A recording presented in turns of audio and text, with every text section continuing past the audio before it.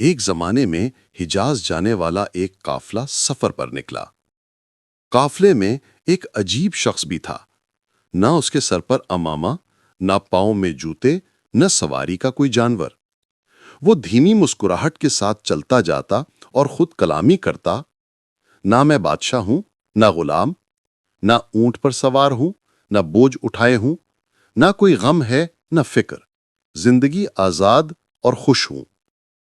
قافلے میں ایک شتر سوار نے یہ دیکھا تو حیران رہ گیا۔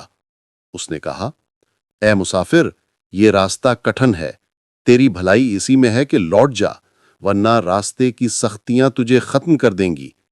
لیکن وہ شخص مسکرا کر آگے بڑھ گیا۔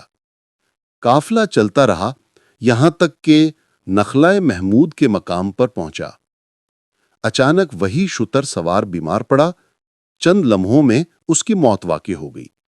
وہ مسافر آہستہ سے اس کی لاش کے قریب آیا اور کہا: دیکھو، میں ننگے پاؤں زندہ ہوں اور تم آرام و آسائش کے باوجود موت کے شکار ہو گئے۔